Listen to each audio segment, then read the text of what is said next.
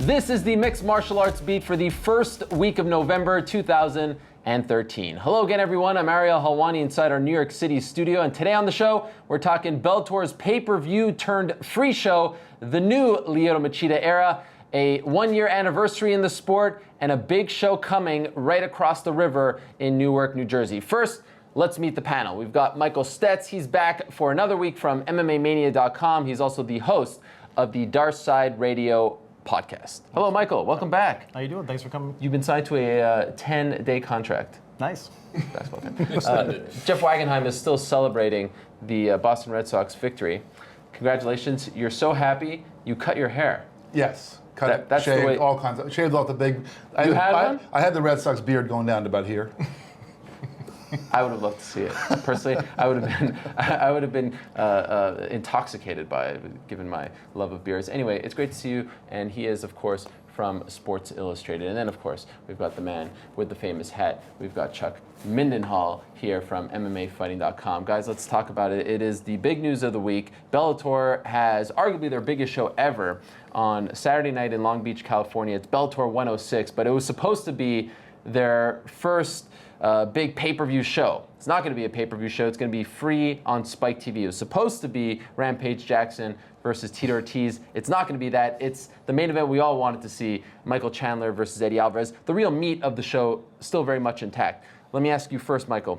Was this a blessing in disguise? Tito's neck injury, him pulling out, moving the show from pay-per-view to free on Spike TV, was that a blessing in disguise for Bellator? Well, maybe for them on a level where they weren't going to lose money on this pay-per-view. It's interesting because we're never going to know now what exactly they would have did. But we all know all along that Eddie Alvarez, Michael Chandler was the main event. What's crazy is they could have tried to substitute.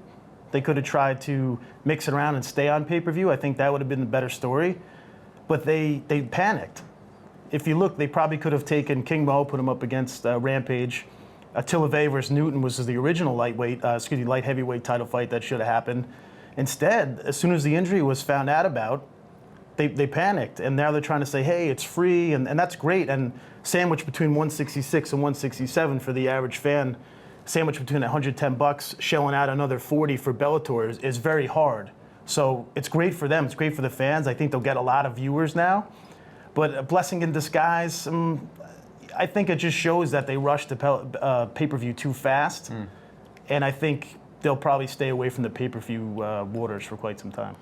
Yeah, and the first thing I would want to say is that I don't want to celebrate. I don't want anybody celebrating a man's injury. I mean, Tito Ortiz, it's a serious injury, and not just career-threatening, but it's can really in a big way affect his quality of life.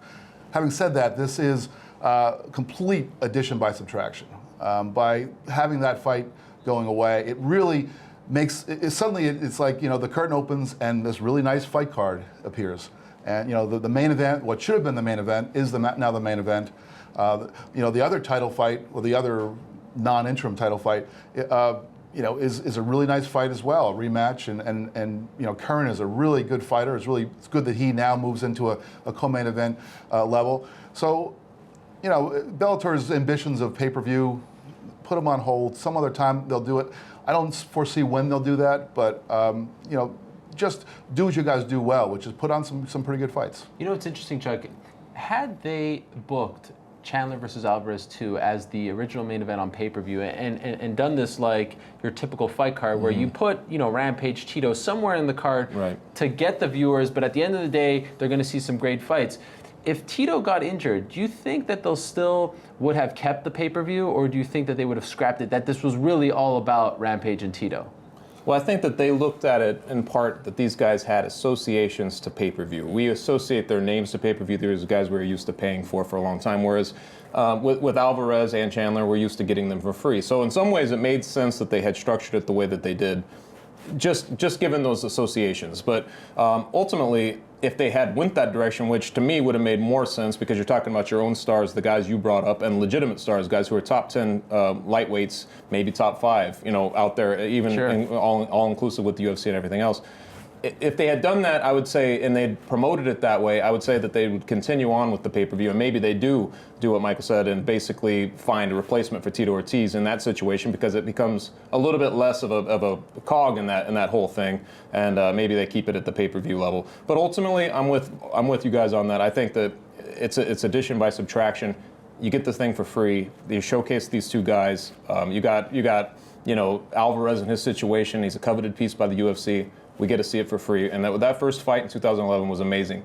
So everybody now gets to watch it, and hopefully they do really good numbers on that fight. I just feel like they rolled the dice, and it bit them in the ass. You can't put those kind of guys in the main event. You should never do that.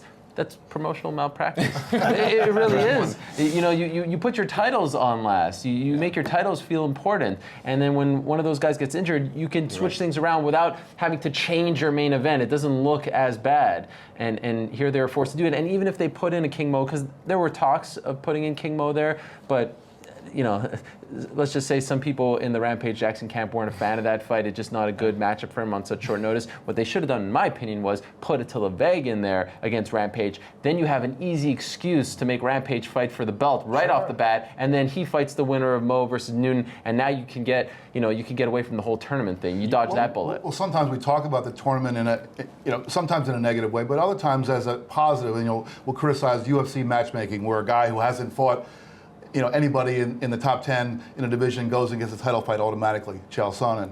Or a guy who hasn't fought a top 10 light heavyweight, like Glover Teixeira, goes and gets the title fight. Whereas in Bellator, they've got the tournament. So even though there are a lot of problems with it, it's a good structure. Well, conversely, the UFC has a very set-in-stone structure where if there's a fight card with a title fight on it, that's going to be the main event. And if there are two title fights, the heavier one's going to be the main event, and the lighter ones are the co-main. So that you don't get this kind of like contest, like, well, which one's going to be the better sell? It's like a protocol. And if Bellator had followed that, then Tito versus Rampage would have been stuck into the card somewhere, and you could have still promoted it if you wanted to, get those 10 or 12 people who might be interested in seeing that fight. But it wouldn't be the thing you're going to, put all your marbles. It's hard too when you have two losing streaks colliding in a main event. It's like these guys. Someone's always got to go, but the other call. Right. I don't want to go far above the necessary criticism warranted for Bellator. And it's tough to make a comparison to the UFC, because the UFC obviously all along has been a pay-per-view it's not fair player. to compare them.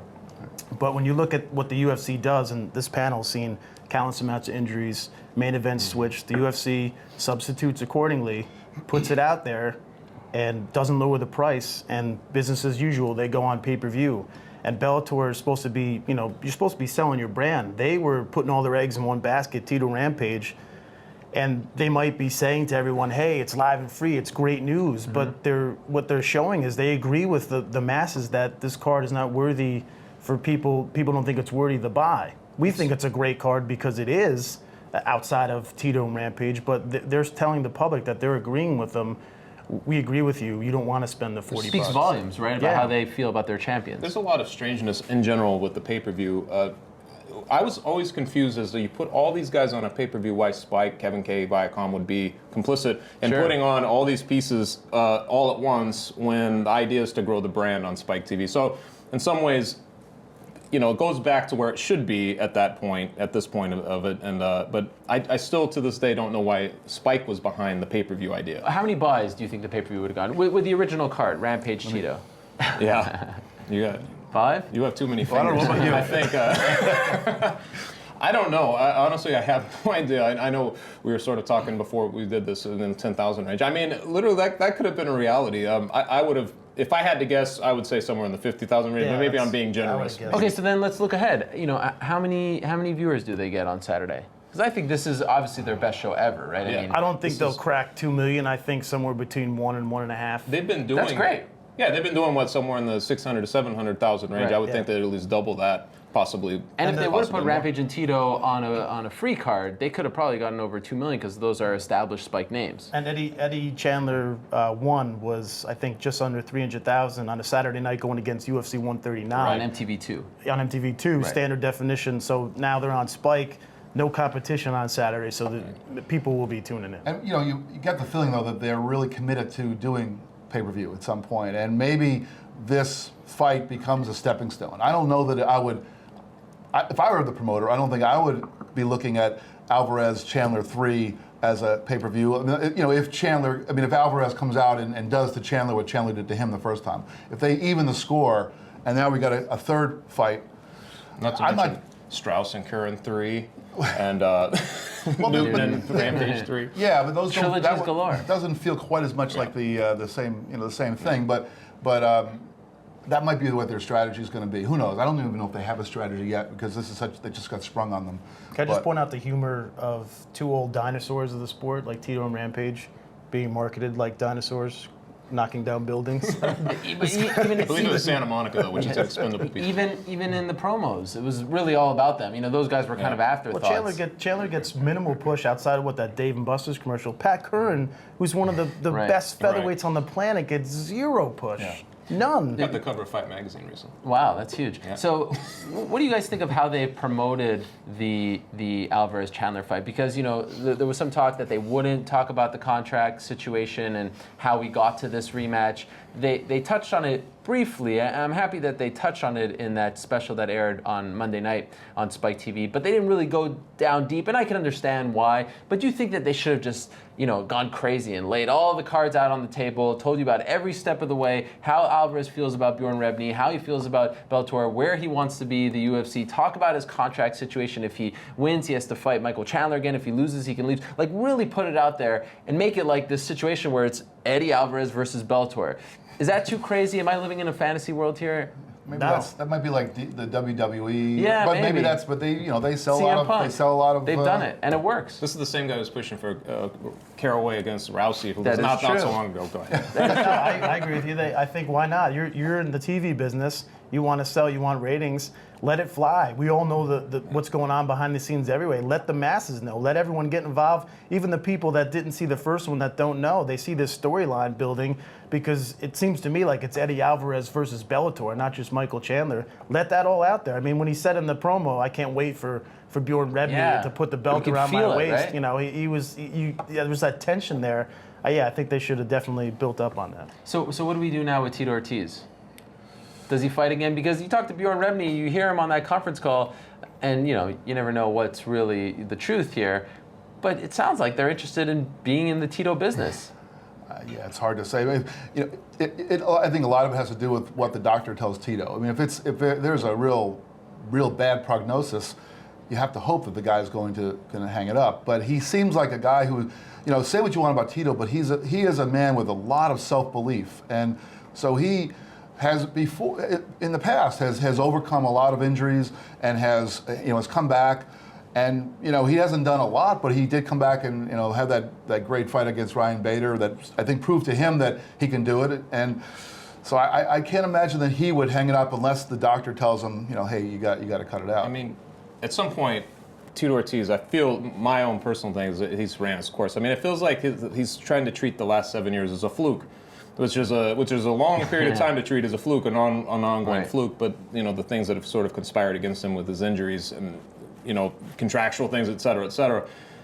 I know that there's some truth behind it, but at the same time, one fight in 7 years where he beat Ryan Bader isn't really enough to sort of keep the interest there from a fan's point of view. And then to go through sort of what we just gone through, it continues to be injured and stuff. There's just a point when you're like, maybe Tito should ride off into the sunset. But that's Bellator. That's what that's where Bellator I think needs to step in. I think Tito himself is, he does have that self-belief where he'll just keep doing it and keep doing it and keep doing it until someone tells him not to. And if Bjorn Rebney really wants to be in the Tito Ortiz business, you have to question, does he really have the guy's best interests at heart? I mean, that's. Should they use him in a different capacity? Should they use him as a spokesman, an ambassador of sorts, a promoter? Well, he's very articulate. Well, that's I what really I'm liked Tito wondering. when he was a coach on The Ultimate Fighter. Yeah, he was liked actually pretty good. And he was really good with the fighters. I could see him on a Fight Master in that regard. You'd like to see that show return? Yeah, I enjoyed it. It was kind of refreshed from the tough. As much as we have to watch and everything, it gets redundant. It's the same ABC formula.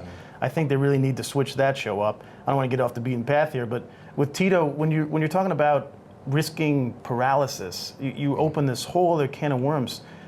not just Tito, what fighter's going to want to fight Tito? If I'm a fighter, I don't want to get in there and be the guy that's responsible for Tito's paralysis. I think that we have to look at that side too. What fighter's going to agree to be in there with Tito and something happens to him and that kind of injury where he could be in a wheelchair the rest of his life?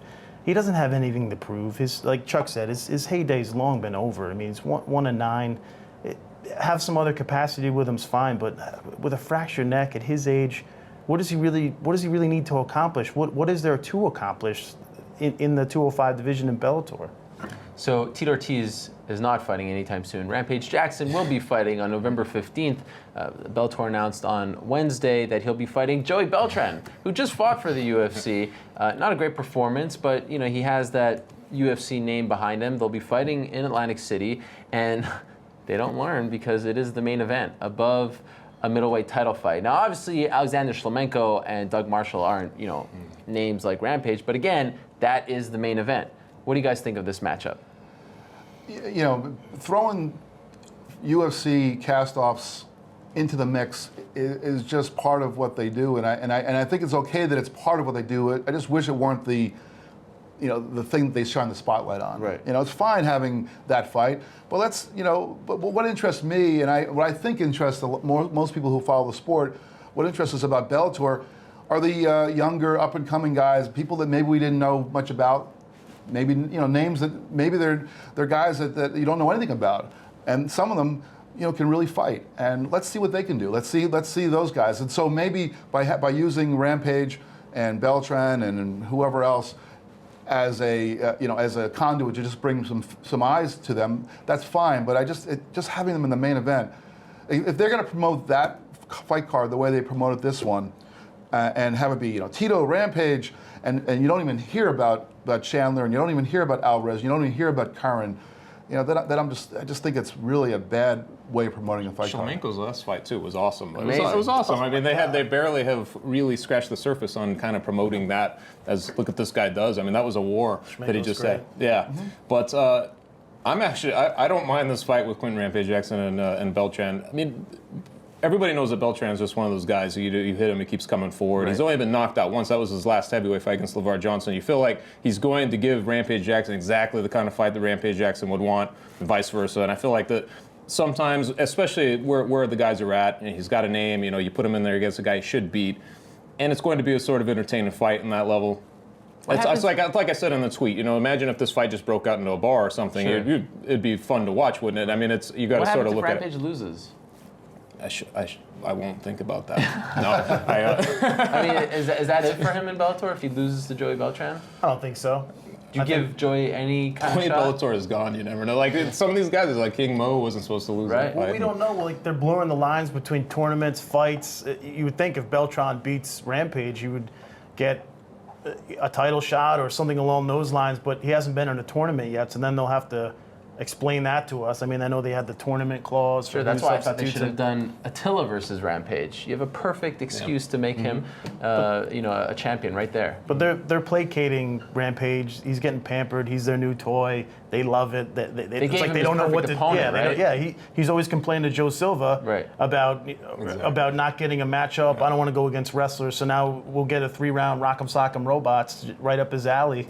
I just hope we get to see the third episode of Rampage for Real. #Rampage for Real. Have you guys seen this show? I have not seen it yet. Let me tell you, I watch a lot of television, a lot of bad television. This might be the worst series I've ever seen in my life. Now I'm intrigued. Scale of 1 to 10. -30. Wow. The whole show is based upon them trying to get Rampage to train. That he's not training. This is how you're getting me excited about his fight. He's going to film. He's going to tape a song with Warren G. By the way, I'm a Warren G fan, but this is not 1993. And what's going on? You're trying to get me excited about a Rampage fight by? Sure wasn't Kenny G. It was very bizarre. But I want to see the third episode. So what does that say about me? So it feels to me, guys, like. Ever since this fight was announced, I remember it it was right before UFC 163. I was on my way to Brazil, and they announced this, and Twitter explodes. Rampage versus Tito. Oh my God! It was complete chaos, and it feels to me like there's been this black cloud hanging over Bellator since that moment. Anytime you talk about Bellator, anytime you watch a show, you see Rampage versus Tito there. Everyone was just so negative about Bellator. Is this what they needed? This turn of events, what they needed to just let all the because the criticism, the negativity, it's very heavy. It's like all the time, it seems like it always comes back to Rampage and Tito. Is this what they needed to kind of move on with their promotion, or do you think it's going to remain? The black cloud is still there. I think Saturday night will tell. I mean, I think at this point, because they didn't really promote those other fights, the fights are going to have to live on their own. So if Chandler goes out and does to Alvarez what he's done to everybody else and just destroys him, and it isn't a close fight like the first one, then I don't know. I'm not sure what they get at it. But if those two guys fight another classic, then then Bellator can ride that. It's really weird though, because it's almost like the stigma will follow them no matter what, because they're not the UFC. I mean, we've had this discussion before. They're just not the UFC. So they're number two, and it's always weird when you're number two, because you're going to have so many people who are just centric to the UFC or to the organization that collectively is thought to be the best. And you're always going to have a number two that people are going to sort of frown upon no matter what they do. You know what I mean? So I feel like Bellator will always put a black cloud. Some people always put a black cloud. It doesn't matter almost what they do. People were doing that to Strikeforce. And now you look at some of the Strikeforce roster that came over, and you're just like, it's amazing, some of the talent that came over that's still sort of shining as stars in the UFC. But the import is completely different because they're in the UFC. It's just a weird dynamic. But you mentioned Strikeforce, and you see this today with Invicta, for example. It feels like some of the media and fans, and we live in this bubble, right? I mean, we live in this Twitter world, so to speak, but they almost root for the success of the underdog. They're pushing them. Yeah. They want to see them succeed. I don't get that sense with Bellator. For whatever reason, I see media taking pot shots. I see fans rooting for their demise, celebrating when Tito's injured. Why is that? Why do fans and media seem to sometimes nudge the underdog and want to see them succeed, like a Strikeforce? They were the kind of little train that could. Yeah. But with these guys, it really feels like everyone's rooting for them to fail. Why is that? Could possibly be a combination of things. People don't like the tournaments, for instance. A lot of people don't like Bjorn Rebney. They just don't. They don't like. They think he's smug or whatever. At the top of the organization, which is a little different from Dana. I think that the weird thing with Dana is he's actually very personal when it comes to fans. He treats fans. He's just one of the guys when he needs to be. You know what I mean? Mm-hmm. Whereas Bjorn, you always feel like is just Bjorn Rebney. That could be part of it. I really don't know. What do you think, Jeff? Do you notice this as well? To some extent, but I think that we do live in this bubble where things like Twitter, there's much more negativity that's expressed than positivity. Right. And I think so we do become sensitive to that. I mean, and part of it might be we pick up on, like Dana White portrays Bellator in a certain way. Also, the whole Eddie Alvarez thing, I think, left a bad taste in a lot of people's mouths. So I think, a combination of all those things. But, I think that we also, Bellator, it's hard to really know what they are, too. I think that some people, think of them as the number two that's sort of pushing to try to be part of the big leagues. And then the others sort of look at them almost like as AAA baseball, as something that sort of develops better athletes for the sport. And because we don't really quite know what they are, and they're always sort of pushing like they're part of the main picture, I think some people resist that. That is important, because a lot of times with the UFC, the one thing it has is depth. So everything that's happening, there's a story, there's a backstory to it, and there's a forward-playing story. You always know that if this guy wins, we're always playing matchmaker immediately. Who should this guy face, etc. It's different in a place like Bellator, where there isn't that much depth. There's a lot of guys who are not known, so there's not this huge excitement after the fight, depending on who wins. There's no big stakes in those ways. You know what I mean? The fantasy matchmaker talk and whatnot. Guys, let's move along. And speaking of fantasy matchmaker, a lot of people are wondering what's next for Lyoto Machida, who had a fantastic evening last Saturday when he knocked out his friend Mark Munoz. Mark Munoz didn't land a single punch in the fight, and this was a great debut for Lyoto Machida at 185 pounds. He's currently somewhat of a free agent. That was the last fight on his current UFC deal, but everyone expects him to stay with the UFC. He's talking about fighting Vitor Belfort. That's a fight he wants. If Vitor wins or loses against Dan Henderson, it would be a great fight at 185 pounds. What do you want to see the UFC do with Lyoto Machida, and how far away is he from a title shot? Because it seems like maybe 1 or 2 wins and he has a performance like he did on Saturday, he could be right there and leapfrog some guys. Yeah, it's amazing because you look at Machida, and I wrote a story not too long ago saying that he kind of lost out on his title shot when he turned down the short notice Jones fight. He pulls the pound parachute. He's down at 185. Goes in, blows the doors off Munoz. Now he's an instant player. He's ranked 5th. They're talking about Vitor Belfort. Vitor Belfort, of course, we know wants to wait for that title shot. He feels he deserves it after knocking out Rockhold and knocking out Bisping back-to-back. Kind of hard to argue with him. 2 top 5 guys finished them both in the first round. Machida, I think a really interesting and intriguing matchup would be to put him up against Rockhold. I think there's a fun stylistic... Even though Rockhold's coming off a loss. Yeah, I think two stand-up guys, really fun fight.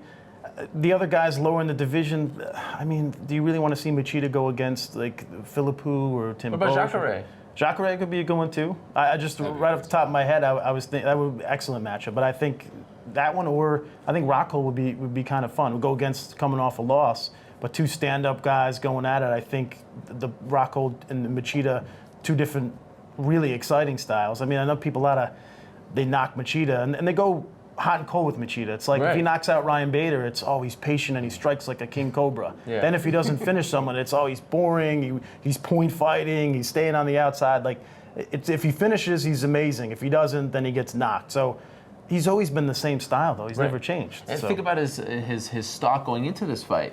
He had the Dan Henderson fight, which was somewhat of a snooze fest, and then he had the Davis fight, which was controversial but not action packed. Now all of a sudden, it's those 2 fights they never happened. Yeah, I found this Munoz fight, even though not that much happened in it, I found it fascinating. That moment when he landed the kick, excuse me, and then he came over and he had the fist cocked. Beautiful. And you can see it just, almost like vibrating. He was like, he was that moment of, am I going to throw this punch or am I not going to throw this punch? It was amazing. And it was really and then when the fight ended and he stepped away, you could see it's hard to read a person's face, but I was at least reading into it that he was a little bit shaken by the fact that he had just done that to his friend. But, having processed that, now he's fought a guy that he's friends with. And they had dinner afterward, and then everybody survived, and their friendship survived. So now you push forward. Now, who else is a good friend of his in that division? The guy that's going to be fighting for the championship, and who is probably the reason that Machida wasn't a middleweight before. So when Silva faces, when Silva challenges Weidman at the end of the year, the result of that fight is also going to have bearing on how Lyoto Machida progresses. Sure. Would he then agree to fight Anderson Silva? I mean, he's fought a friend already. Silva's a much closer friend, but still, he knows that he has already successfully separated the professional from the personal. Would he do that? And he did a good job of it. Yeah. He's been dropping some clues, it seems. Yeah. It seems like he would do it. In the Gareth Davies interview? A bunch. We don't like to talk about Gareth, but yes, we in a try bunch to, of different we can edit interviews. that out. But He'll talk about himself. Sure. No, but he's coming into the division at a great time as well, just because of the Weidman Silva playing back. For once, there's not this bottleneck situation where certain guys just are not going to be discussed in a title picture because they've already lost. Now it's sort of reshuffled, especially if Weidman is able to win again. If Machida is coming up the ranks, if he fights Vitor or Rockhold, whoever, and he beats whoever he faces next, well, against Weidman, that becomes a very good matchup for him. So it's a good time. But getting back to your thing with Silva, I think I have sort of noticed this too. Like there's especially from Silva's camp, there's no way they'd fight Machida. But now you're starting to get a little bit like, this guy's 35 years old. He wants one last crack at the belt. Maybe the obstacle to get to that belt doesn't mean as much as the belt itself now. And I think that's sort of the hints he is dropping down. Is like, if it's Silva who's there at the very end, and me who's next in line, that he would take that fight. I sort of think he will at this point. Well, what are you in the division for if you're not fighting for the title? I understand if Weidman's the champion, then it makes sense. Obviously, he doesn't have to fight a friend. He gets to fight Weidman. If Anderson wins the rematch, like you said, Machida wins, and these 2 are lining up, how is Dana going to spin that these 2 can't fight? And by the way, Anderson has some tough choices to make because he said he won't fight Jacare either. Right. So if he wins the belt and they don't do a third fight, him and Weidman, won't fight Jacare, won't fight Machida, the one guy who he might want to fight, although he doesn't seem all that excited to fight it, is Vitor Belfort. And I kind of feel like Yeah, you brought it up. Rockhold, Bisping. It sounds like they don't want to give him that title shot. Like Dana's pushing for the Machida Belfort fight. He fixes a lot of problems if Yes. he takes care of Vitor. Exactly. But if he beats Dan Henderson, Yeah, he deserves it, right? I think so. Do you think he gets it? It depends if he seems reluctant to book Silva and Vitor again. Now, why that is, I don't know. But maybe if it's Chris Weidman, I could see that happening.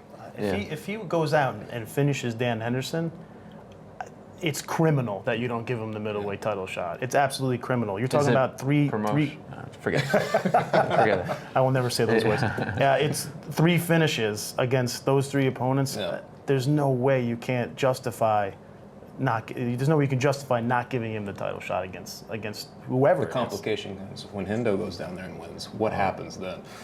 Would be very interesting. Back to Okay, Sewell 5 and Daniel Cormier. Let me just. okay, let's move along. UFC 169 was announced this past, it was Tuesday afternoon, I believe it was. And, we knew the event already was happening. Super Bowl weekend, New York, New Jersey, February 1st. We knew that Alistair Overeem and Frank Mir had been moved, but we didn't know what the main event was going to be. We thought it was going to be John Jones and Glover Teixeira. That's not happening, and they may have made it a whole lot more interesting. Jose Aldo versus Ricardo Lamas, the higher weight class in the main event. Lamas finally gets his shot at the belt, and then Renan Barão versus a returning Dominic Cruz. Is this fight card, in your opinion, more interesting than the original one? Vastly, in my opinion. I mean, you get 2 title fights, and there's so much intrigue on both of those fights. I mean, Dominic Cruz coming back from 2.5 years. What is he going to look like? I mean, he was so dominant that we didn't really have challenges for him. Now there's Renan Barão sort of been doing the same thing, and finally those 2 come together. There'll be a lot of questions going into that one. Hopefully it happens. But then also, Ricardo Lamas and Jose Aldo. I mean, what's not to love about that? What I like about it is that it's sort of like the WEC finally gets its huge moment where it's like now it's come to the point where these guys who they were bringing up all along now have this colossal moment on a big pay-per-view on Super Bowl weekend. I think that's pretty cool as well. Are you concerned at all, Jeff, that they may have rushed Dominic back? And I know that sounds kind of weird because he hasn't fought in so long, but they put this deadline, and he meets the actual deadline. Of course, they may have known his progress before setting that deadline, but I'm just worried that maybe he needed a couple more months. Well, he had said early Sure. 2014, and at a certain point, they've been incredibly patient with him, and when he came back, it made no sense for him to do anything but step in with Barão. So it's a great. He won't have to be carrying the promotion because there's also another fight on top of his, so he can focus on being in the gym and not hurting himself. And I don't know, I'm looking forward to it. It's funny that you knocked on wood. It's like you can't talk about this card without fearing that something might happen. We've seen him so many different. I know it's a horrible thing, but this is the MMA world that we live in. But something that's interesting that no one's really brought up is that Ricardo Lamas is fighting in the main event for the belt, and obviously he's not a household name. He's from Chicago. A week before this event, UFC on Fox in Chicago. Yeah. Shouldn't that fight have been on the Fox card? Well, I think they're putting those 2 title fights as insurance because I'm not convinced that Dominic Cruz is going to be there in February. Really? 1st. You don't believe it? I do not believe it until I see it. It's early still. It's November. He's been out of fight shape. Still issues with the knee. You hear rumblings. He might not be ready from a lot. So I don't know. I don't believe it. I think that's insurance to have the 2 title fights as much as everyone thinks it's, hey, 2 title fights for us. This is great. I think they have something to fall back on should Dominic Cruz not be able to get to the finish line. That makes sense. So you think that right now you don't believe he's going to fight on February 1st? I don't. You don't? I hope I'm wrong, but I don't. Man. Having lower weight title fights, I think it makes sense also to have a couple of them on there at a time if they can manage, if the schedule works out. So that's also a motivation to schedule it then. But sure. If Cruz is coming off 2.5 years out of the cage, and so this is certainly an insurance policy. I don't know that they scheduled it specifically with that in mind, but he is a freak and one of those guys that really takes training seriously. So I trust him that he wouldn't have told the UFC to do this if he wasn't ready. But it's interesting. This fight card traditionally is usually in Las Vegas. It's now obviously taking place in Newark because the Super Bowl is happening. Technically in New Jersey, but they're kind of billing it as New York, and it will air on Fox. So this is a big week. I mean, there's a ton of stuff going on in New York that week.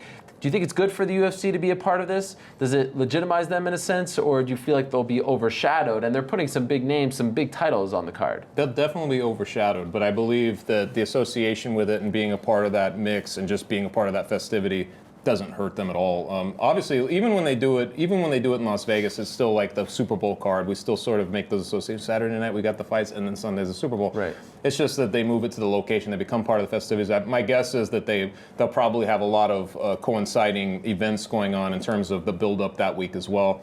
It makes sense to me, with Fox and everything, to take advantage of that platform to do it that way. Oh yeah, yeah, totally. I mean, look at this past week during the World Series, we were seeing promotions for both the fight for the troops next week and also the fight card next following weekend. So, every time I'm sitting there watching the baseball game and this UFC thing came up, I was sort of. It's a little surreal, right? It still is like, wait a second, they're actually talking about this stuff, and it's it can't hurt. I mean, yeah, of course they're going to be overshadowed. It's the Super Bowl, but just to be within that presence again, it's part of just being part of the discussion. To have any kind of Super Bowl related event where the UFC is being mentioned, you can't consider that bad. Guys, let's end on this. Big anniversary coming up in the world of mixed martial arts. November 3rd, 2012, World Series of Fighting held their first event. It's already been a year. It has been a year. Andre Arlovsky, Devin Cole. What is the traditional gift for a first anniversary? We get a boost phone, right? Mobile boost. All four, the whole panel. Wow. Did you guys plan that before? Because you actually nailed it pretty well. All right. What I want to know is, they just had an event. They just had an event last weekend, and in my opinion, it was their best card as far as main card is concerned. The action, who won, what transpired, what this leads to. I thought it was a great card in Florida. We'll start with you, Mike. Assess their first year, where they started, where they're at now, and where they're going. Are you happy with the progression of this promotion? Yeah, I think they're doing a good job. I think a lot of people didn't think they were going to get to the third event, let alone the first year. So that in itself is a success. Obviously, we want to see more variety. You've had Andre Arlovsky in 3 title fights, 3 main events. Anthony Johnson set for his second main event. They sprinkled in, we had Berkman twice. So they need more variety, but they are building stars. They are building guys from their promotion. I know Berkman lost the title to Steve Carl, but there you go, Steve Carl. Sure. Josh Berkman. You look at a lightweight standout, Justin Gaethje. Marlon Moraes is one of the best bantamweights in the world right now. He's killing it. So they have a lot of talent that's building, so that's really good. Plus you got Nick Newell. What a phenomenal, fantastic story. Just him being overcoming the odds in his personal life, let alone be an athlete in mixed martial arts. So I think they have a lot of things. Now they've mentioned the partnership with Pancrase. They're going to Japan. And they've been in pretty major markets. They haven't been in a ton of markets, but they've been in New York, not New York, they've been in Jersey, they've been in Vegas, they've been in California. They're not doing dinky little Shreveport, Louisiana. They're doing pretty big markets. So but are they selling tickets there? I know they've spent a lot of more money than they've made, right. But I think that's part of starting any business. They will have to start making income if they want to survive going into the years, certainly. And I think they've taken some hits with paying fighters a lot and not seeing the returns. I know there's been reports of tons of comp tickets being given out. So it still remains to be seen, but I think for them to get to 1 year, I think you can't look at it anyway but a success for them. What do you think? I don't know. What do you have against Shreveport, man? Yeah. I think that I don't know. I don't know that I would say they're building. I think they're surviving. I mean, I think that they're they got the guy from the UFC who was probably the one non-cast-off who was a cast-off but really had the most legitimate career still going, John Fitch, and he comes over there and his big splash debut is just a dud. He just gets choked out, and then he fights again. And maybe the fight of the day last weekend. His next fight was what I was sort of expecting him to just run through the second fight, and he doesn't happen. So he gets a lot of competition. Maybe that's good for the promotion, but I think it would have been better for the promotion if Fitch came over and went like gangbusters and became and was what he was. The UFC. He sort of chose but on the flip side, does it say, okay, we're legitimate, we can hang with these guys? I guess it does, but maybe I'm looking at the glass half empty side of this one. I'm saying Fitch as you're known to do. Well, Fitch this glass is about mostly. Fitch had said to me he thought it was better for the promotion that Berkman beat him. There you go. Built the welterweight division. I don't know. It's just There's been some organized chaos. There's been some sort of disorganization in the way that they Sure. proceeded. It's weird to see guys like Ray Sefo step in and fight when he's the sort of the face of their, their organization and things like that.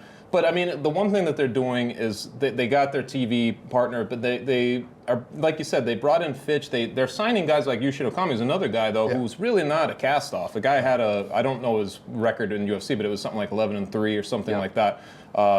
And you get guys like that, and I feel like that at least you're bringing in guys that make sense on a merit.